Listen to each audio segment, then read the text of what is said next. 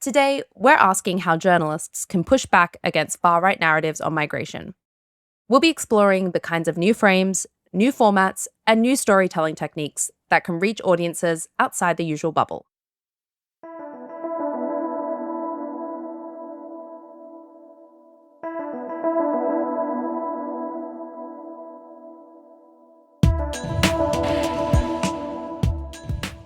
Yeah, so we're recording this episode just a month after Tommy Robinson, the far-right activist, organized this rally in the UK. For those who don't know, this was this anti-migration rally that happened in London in May. And then more recently, there's been the horrific racist violence in Belfast, which was just making headlines earlier this month. It's safe to say that rhetoric against migration seems to be increasing, and that's not just in the UK, but across Europe and the US. Yeah, scarily, I think it's something that we're seeing echoed in so many parts of the world. And unfortunately, I think media often can amplify the cause of people who are villainizing migrants. And they can do this kind of either willingly or sometimes unknowingly by focusing on the kinds of incidences that are maybe sparking this kind of violence that is coming from the far right. And this is a kind of live question that we've been battling in our own newsroom at Lighthouse is kind of what's the best role for media to play when often covering events that relate to migration can lead to more people believing that migration is a harm on society or migration is a problem that we need to solve or needs to be fixed. So for context for some of our listeners, Lighthouse kind of made its name doing these reconstructions of violent incidences at borders across Europe. We analysed all available video evidence, spoke to more than 40 witnesses, including police officers, and matched this material to the detailed model of the border post where the tragedy took place. At least 94 people died. Around 35 are believed to be children. But could more have been done to save them? Sky News, working with media partners across Europe and Lighthouse Reports, has spent more than 2 months investigating. And this was a way to show the public in Europe what was really being done in their name and with their taxpayer dollars. And, you know, the purpose is to really kind of show from the incident to the kinds of receipts of who's paying for this. And this was really effective for a while. It really got people enraged that, you know, this isn't the way we want to be represented as Europeans or spending our public money. But now we're questioning, you know, is this the best way forward given so much of the media is focusing on these specific incidences and not on migration as a whole, which is kind of, you know, zooming out from migration as just an incident where people are crossing borders. Yeah, exactly. So this episode is going to be for us as much as it is for you. And we've picked 3 journalists who are doing migration reporting from very different perspectives. My name's Sakhr Al-Makhadhi. I'm an executive producer and I also present stories for AJ+. I'm May. I'm an investigations editor at Lighthouse Reports. I've been reporting on migration for about nearly 11 years now. I'm Coco Khan. I'm a journalist, a writer, and I also am the co-host of a podcast called Pod Save the UK. And the idea of pulling together these 3 people is to have a mix of approaches. So at AJ+, they're social media first. Obviously, May is from our team, so she does investigative work. And Coco blends kind of humor and political reporting. And we thought that these 3 people could give a really interesting mix of insights that can maybe give us new creative solutions to how we can make sure that migration reporting can move away from these far-right narratives and maybe even expand our minds a little. But before we jump into the episode today, if you are enjoying Backlight, can you please leave us a rating on wherever you listen to your podcasts, or send the episode to your friend, or even leave us a comment telling us what you're enjoying and what you'd want us to cover next. It really helps for others to find the show. From Lighthouse Reports, this is Backlight. Every month, we take you behind the scenes of real-world collaborative investigations. We're your hosts, Impact Editor Tessa Pang and investigative reporter Beatriz Ramalho Silva.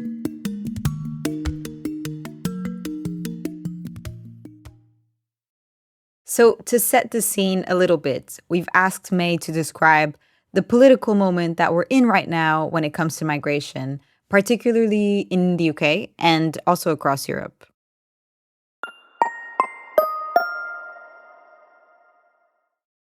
The main thing I'd say is it's like kind of void of empathy. When you compare it to 10 years ago when I started reporting on this topic, there just seems to be a lot less empathy and kind of care for these kinds of stories. But no, generally, I think what we're seeing is a lot of kind of cheap political point scoring from like all political parties from all sides. And this is, I'm kind of talking the UK where I'm based, but also across Europe and in the US as well. We're seeing like narratives spread that are completely false of like asylum seekers being a danger to society, danger to people.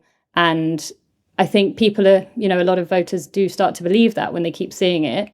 Politicians are kind of feeding into that, and they're using migration as a kind of scapegoat for a lot of the economic and social problems. And that is despite the fact that actually a lot of the kind of economic issues like an aging population and the fact that, there's big labour shortages and so on, these are issues that actually, ironically, can be helped by better migration systems and having more migration in some cases. But instead, we're seeing that like politicians are using migration as kind of to put it forward as the reason for these issues.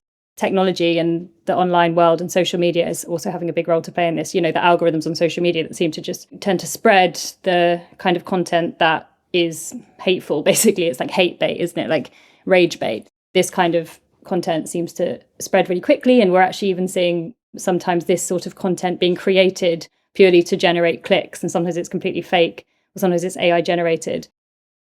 Yeah, a complete lack of empathy, as May kind of put it, or compassion, feels really accurate. But it actually also made me wonder if that's ever been the case. I mean, I grew up in Australia, and I was actually a political campaigner there before I moved to journalism. And I feel like, especially in Australia, we've been fighting this, as we used to say, turn back the boats narrative since 2005. And I can't remember, at least in my lifetime, where I've seen kind of media that is advocating for a migration system that treats people with dignity. I think also that's a combination of, in Australia, we have a heavy saturation of the Murdoch press, and migration has always been something that is villainized and kind of crystallized as these incidences that happen at the border. But, May was saying from the European perspective that this moment is tangibly different to what we were seeing before. When I think back on 10 years ago when I started reporting on the topic, there was just, like at that time especially, it was around the time that Alan Kurdi, the little boy, was washed up on the Turkish beach. And there was a kind of outpouring of compassion at that time from across Europe and beyond. And now I just think that's kind of gone. I guess one thing, like reflection on looking back to that time, is that I did a lot of stories, very human-focused stories. I might report on like one case of someone who had been given deportation orders and whose lawyers were saying that was wrong, and who in the end, like we'd report on the story, and often it was very like centered on that person, and we'd have photos of that person.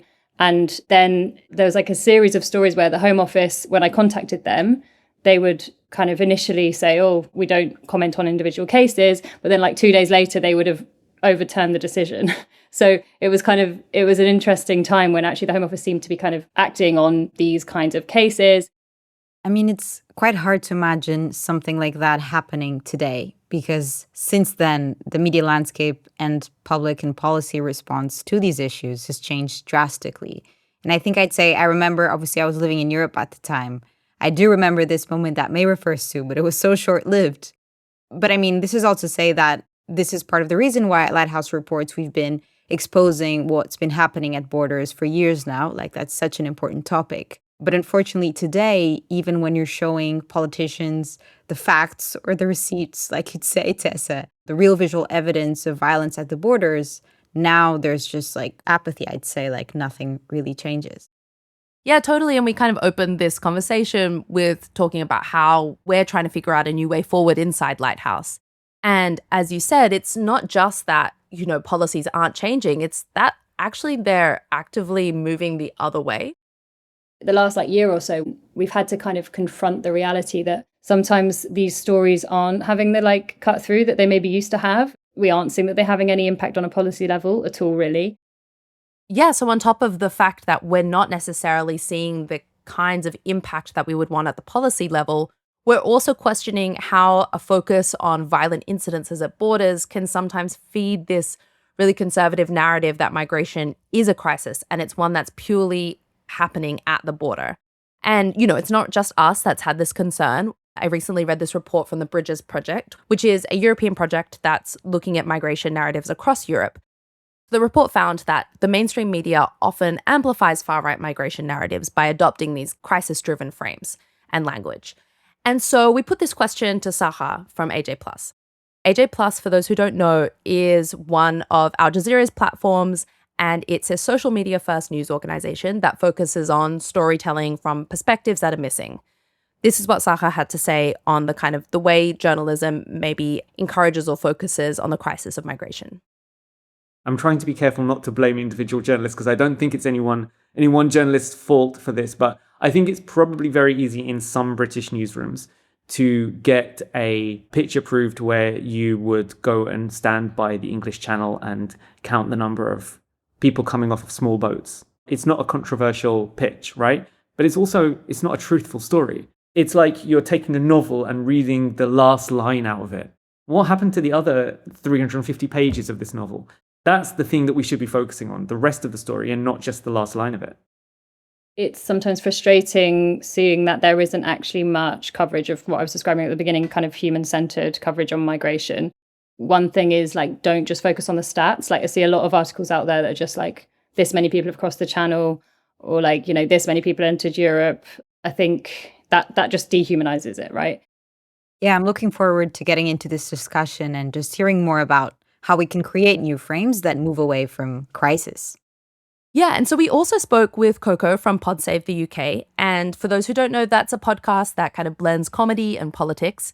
And she made a really interesting point, I thought, about the media context that we're in that I think is useful for listeners to understand, because it zooms out a little and talks about kind of the structural issues within media that potentially media is too afraid to call out inhumane policies that they see in migration because of their closeness with the same institution, so the government, that created that policy.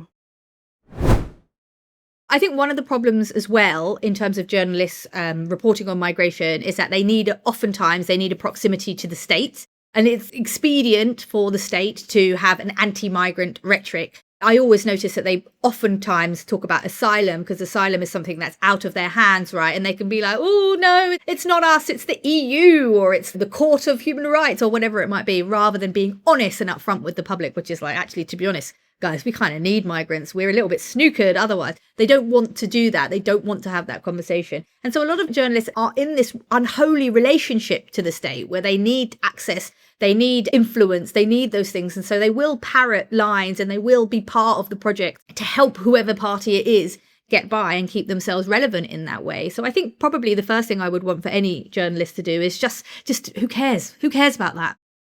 I would just wish the journalists could just spend some time in this thought experiment about what if it was me. That's all. Just take 10 minutes to wonder what if it was me. And I think there's an assumption that it could never be me because I live in a country in the West and all of these other people are from these bananas backward. It's all imbued with all kinds of racism and colonialism or whatever. And this idea that things happen over there but would never happen here. Again, look to America. Things can happen anywhere. And you may find yourself one day having to flee. And when that happens, for whatever reason it is, there's no jobs or there's a climate catastrophe or they've removed abortion and you don't want to live in that place anymore. Just think about that. Have that as a thought in the front of your mind and ask yourself, am I contributing to a system that would allow people to be kind of escape danger? I think that questioning of who is journalism by and then therefore who is it for is something that is, a structural issue that's bigger than kind of migration reporting, but it's having an outsized impact on the way in which migration is framed for the public. And, I think that's an issue when reporters feel more allegiance to governments than they maybe do to migrants who are kind of the subject or the people who are impacted by these policies.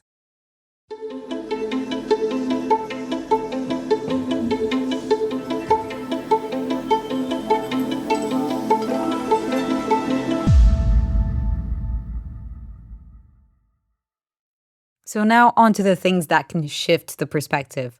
One of the things that Sakhr and May already alluded to is this need to move away from stats and move more to the human side. And so this is how AJ Plus shifts that focus. So there's a story that our editorial lead likes to tell, which is that we tell the stories of where the bombs land and not where the bombs are fired from. If you look at most Western media, a lot of mainstream media, they're obsessed with the policymakers and the decision makers and where those decisions are being made from. But we're more interested in looking at the people who suffer the effects of those decisions. And Sakhr explained this is how that works when it comes to migration reporting as well. What we do is talk to the people who are fleeing their countries, who are forced to risk their lives and risk everything and leave their families behind and travel across continents and make sea journeys that they know when they set out they might not survive. We believe that our role is to tell their stories because their stories aren't told. Good migration coverage should be, well, human-centered. That's always important. And I think that's a way to people like to see human faces and to hear human experiences. And that's a way that you can relate with people, trying to reach those people by getting them to relate. So humanizing people and showing that migrants are also just individuals in the same way that everyone else is, that's really important.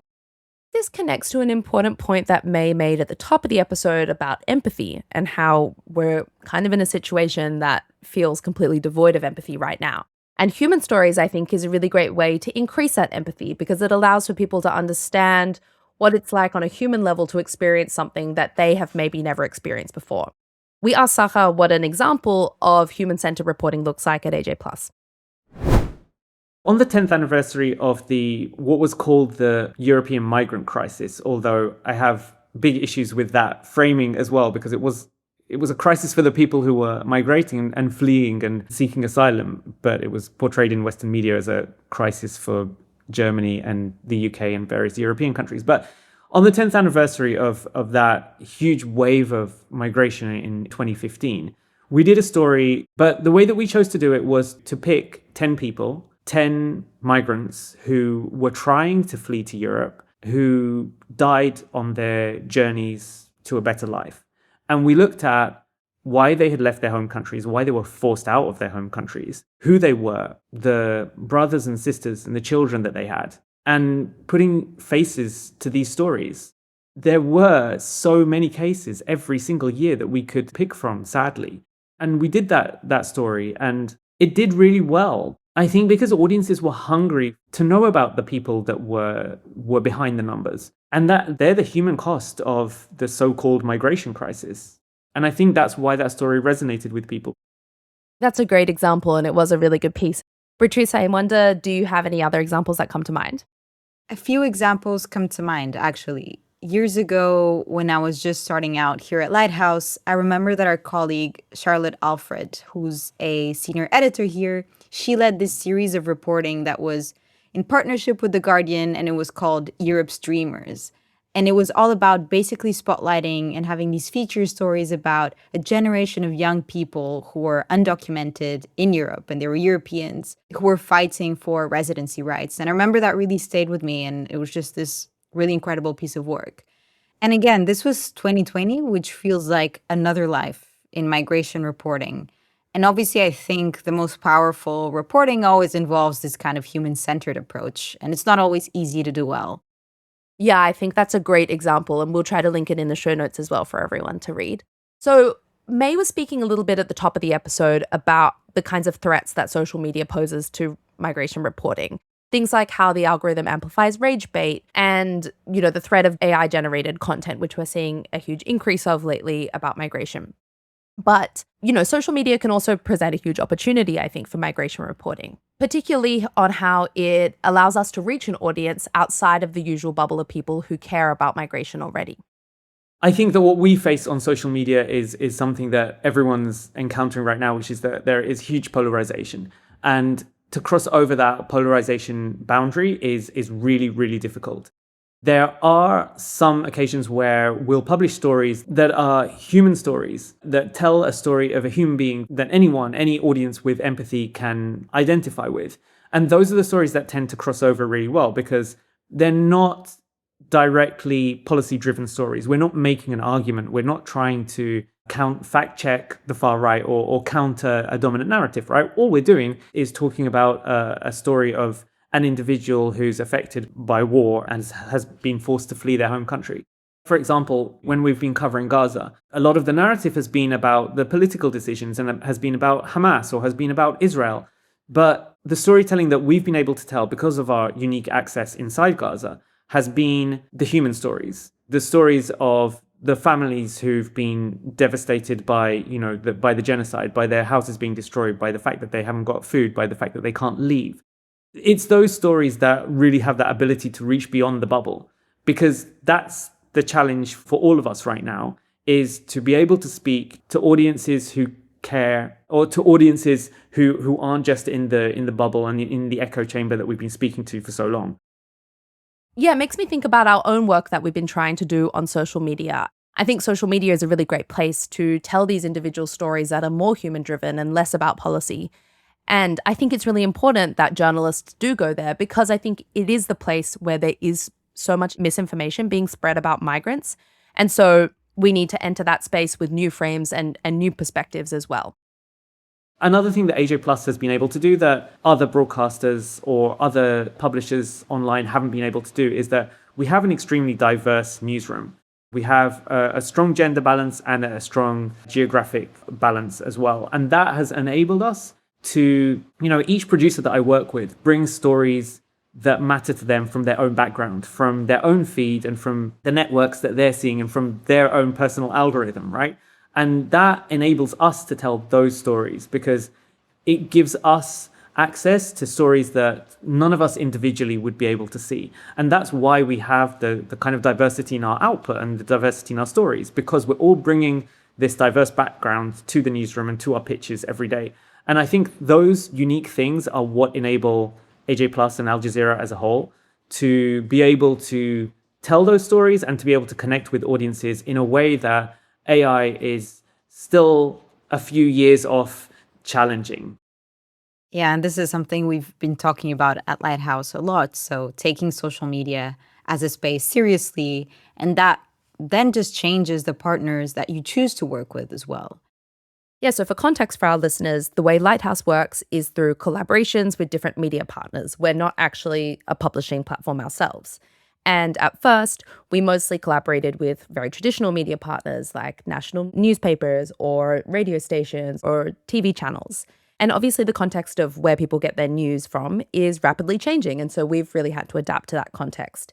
And that's led us to reach out to more social media first news pages and content creators. The key things that we're kind of looking for is that who do audiences trust and who has built kind of like a relatable connection with that audience. So, for example, when it comes to migration, we've worked with an anti-racism Instagram page in France called Commune. But the people that we work with can range from, content creators from the Sudanese diaspora to TV doctors. We're just really trying to understand kind of who is a trusted voice for the audience on the issue that we want to speak about, and how can we build a relationship with them to get the findings out. I think that's not to say, that we don't work with legacy media partners anymore. I think that they still have a lot of reach and a lot of influence. But, we recognize that there's a significant portion of the population now that's really preferring to get their news from individuals or from social media. So, that's to say if we really want to truly engage audiences on really thorny issues, that we need to meet them on the platforms that they're at with the people that they want to listen to. Yeah. And one other strategy that I think we've seen cut through more and more is humor. And so this is what Coco from PodSafe the UK had to say about that.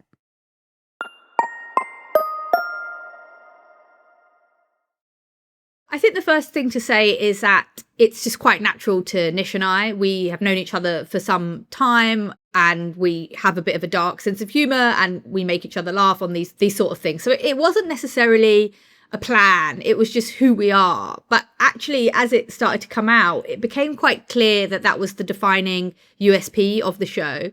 And actually, that was quite wanted. Understandably, a lot of people have news fatigue, kind of doom fatigue.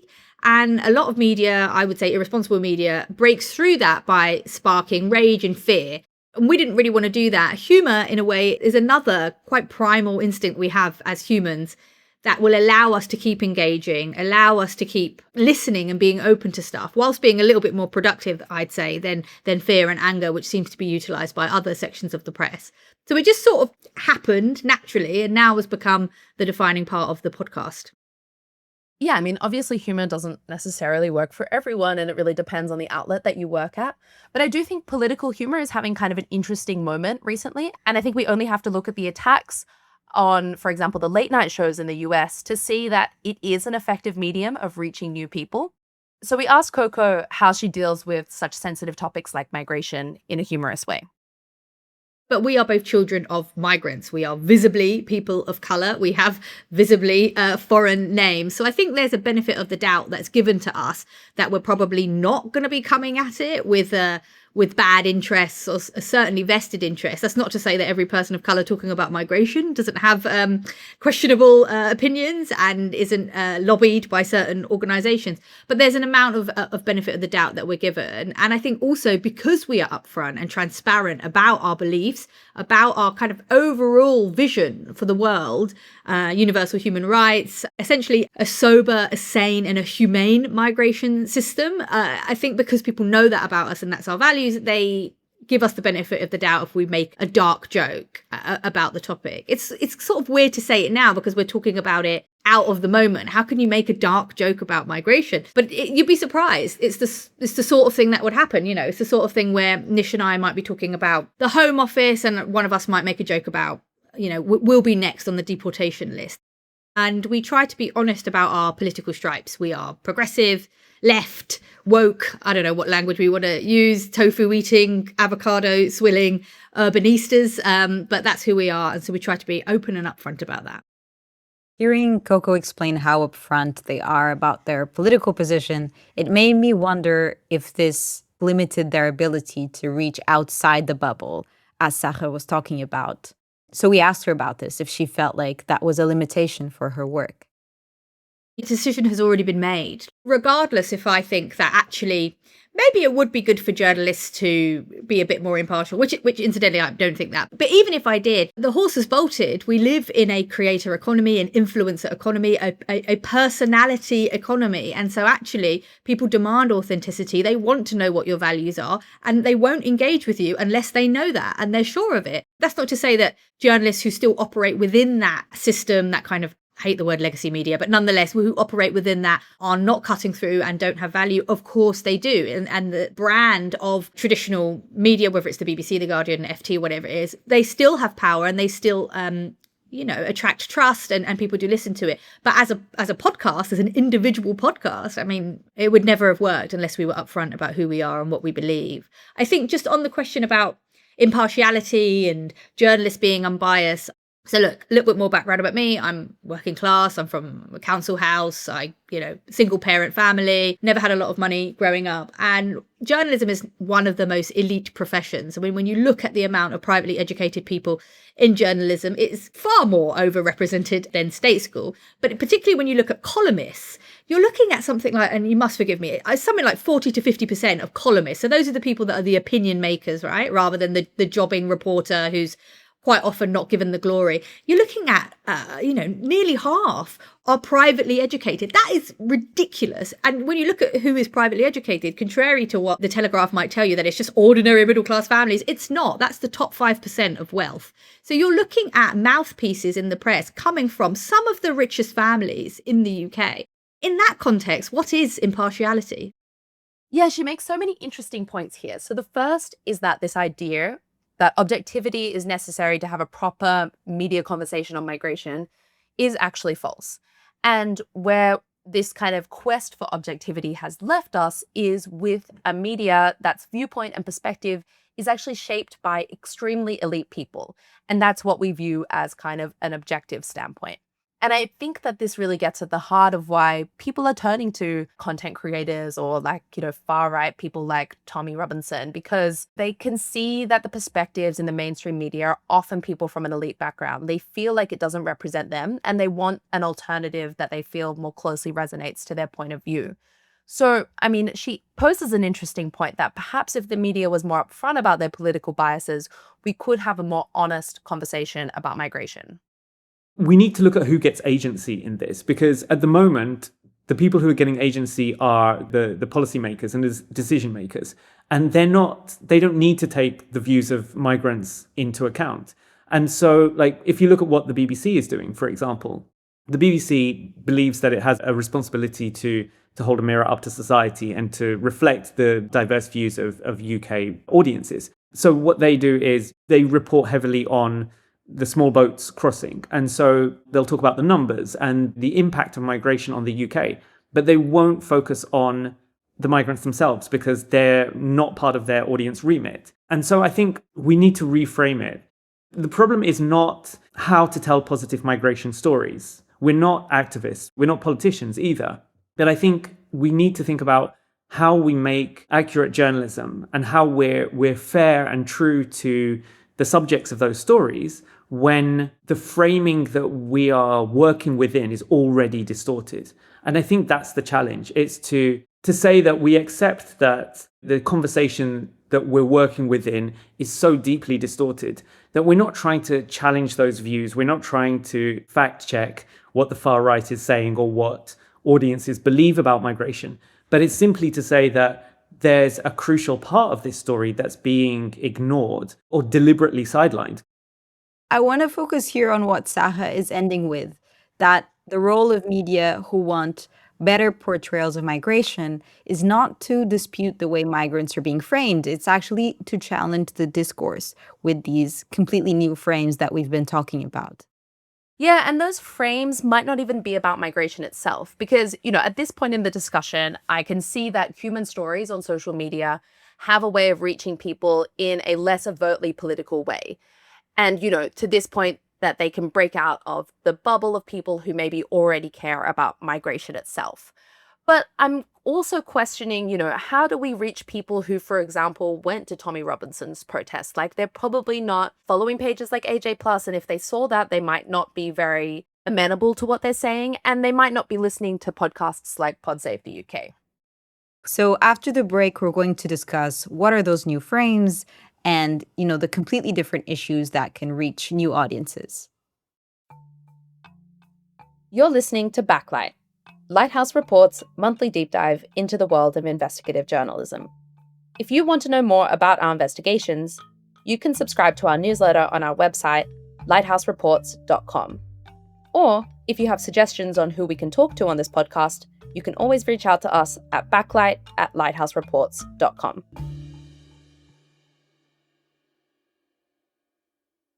Hi everyone, welcome back to Backlight. Today, we're chatting about how to cut through far-right narratives on migration. And to wrap up this discussion, we're going to talk about 4 frames that we think can challenge that.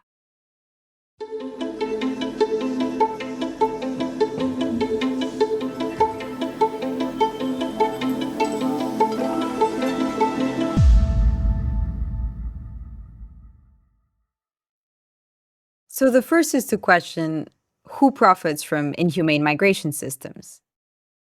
So I think sometimes the left can use a line, which is that actually migration's been great for the economy. And then the far right are saying, well, no, but your living standards are terrible and they're to blame. And sometimes I think by saying that, the economy is great, I think actually that misses a trick, because most people's lived experience is not that the economy is great. And so you're essentially having someone telling you, it's fine, it's fine, it's fine.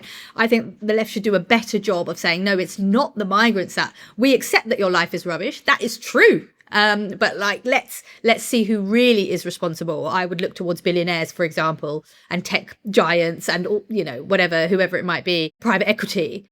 Yeah, we did this in a recent investigation at Lighthouse looking into VFS, which is the world's biggest visa outsourcing company.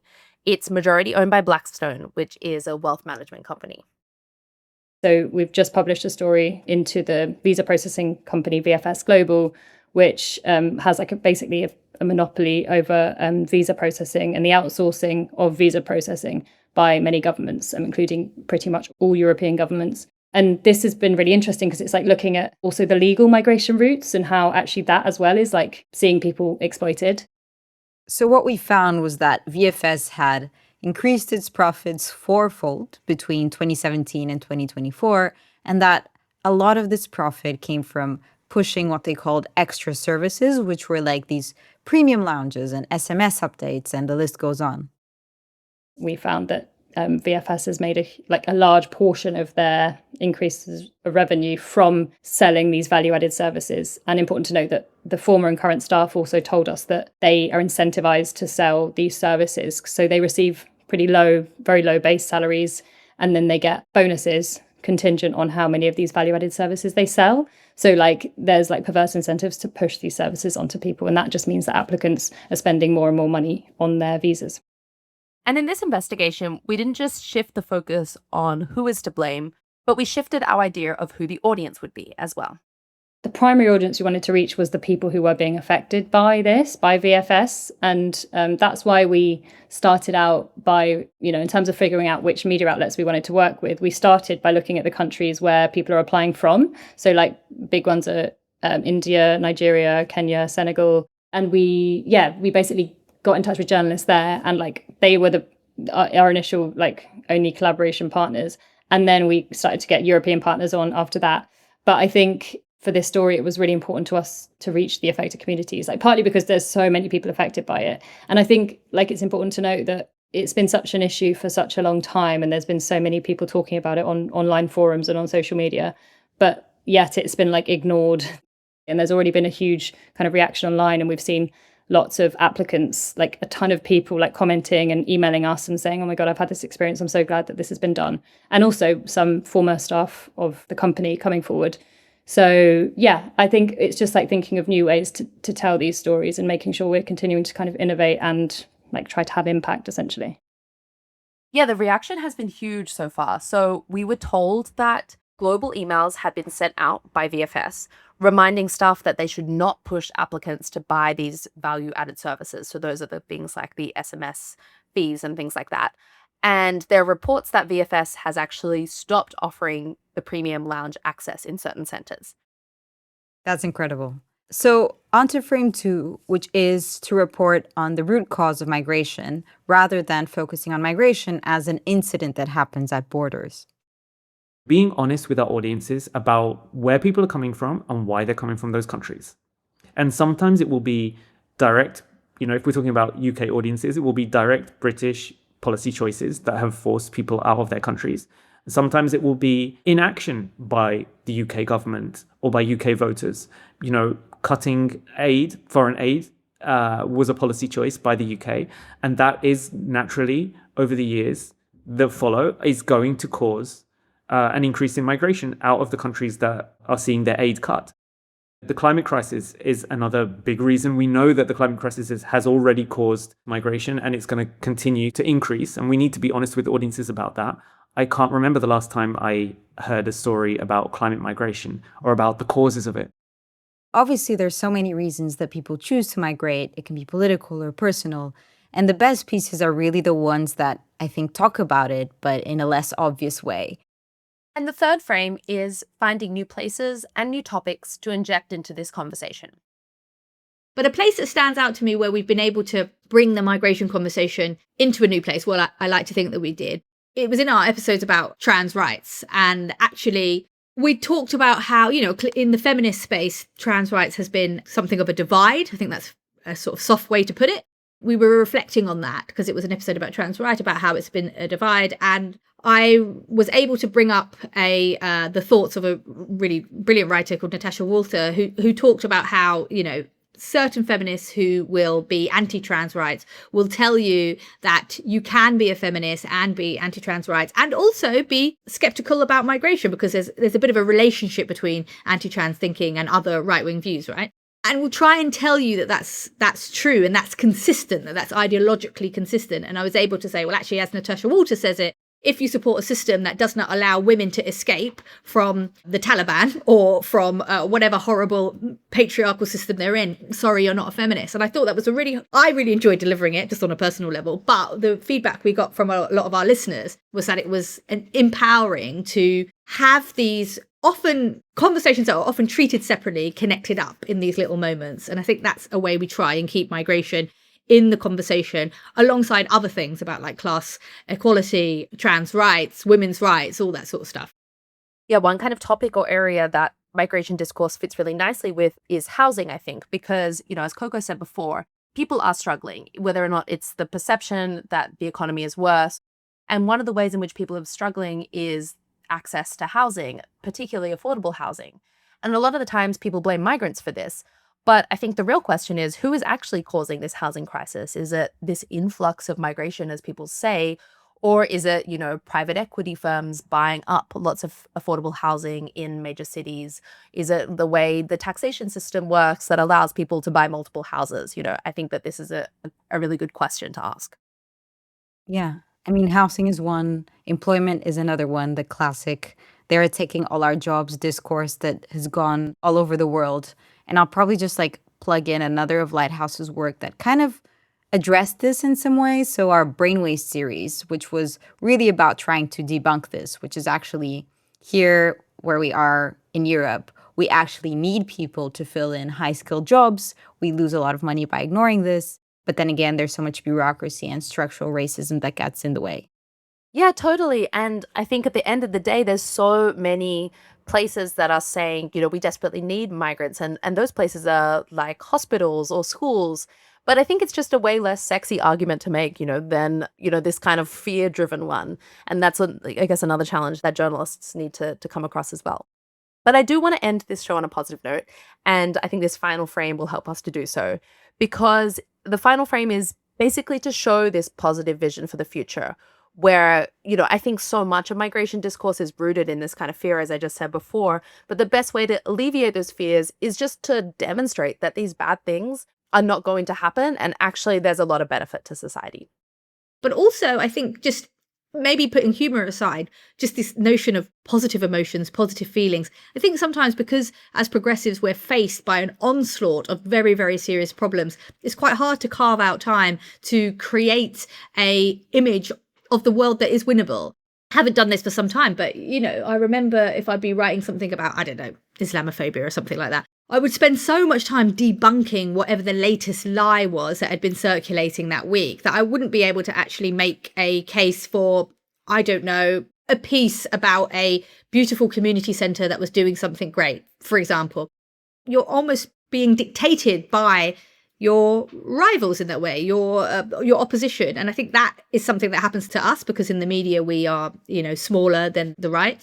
But I think sometimes we should try to find the time to actually paint a hopeful picture of the future and allow people to understand what that could look like. Maybe humour is not always the right tool for it, but certainly hope, optimism, those are related tools that I think could be used. Yeah, that's a great note to end on. And we've heard some great examples of migration reporting. And I guess overall, it's really just a reminder that even if it feels like a story has been told before, or even if we think readers are saturated with certain topics, it's always worth exploring these creative ways to place attention on topics like this one. Yeah, definitely. Okay, that's all we have time for now. Thank you so much for listening. To keep updated with our investigations, you can follow us on our social media. Our Instagram, TikTok, Twitter, and Blue Sky handles are at Lighthouse Reports, or you can subscribe to our newsletter, which is on our website, lighthousereports.com. All of those will be linked in the show notes. And we'd also love to hear from you, our lovely listeners. If there is anything you would like to see covered on this podcast, please do send us an email at backlight@lighthousereports.com. We'd be so excited to hear from you. And if you enjoyed this episode, please leave us a rating or send this episode to a friend. It really helps. This episode was produced and hosted by Tessa and Beatriz Ramalho Silva. It was sound edited and designed by Elli Xypolitaki at Spoovio. Thanks, everyone. See you next month. Bye.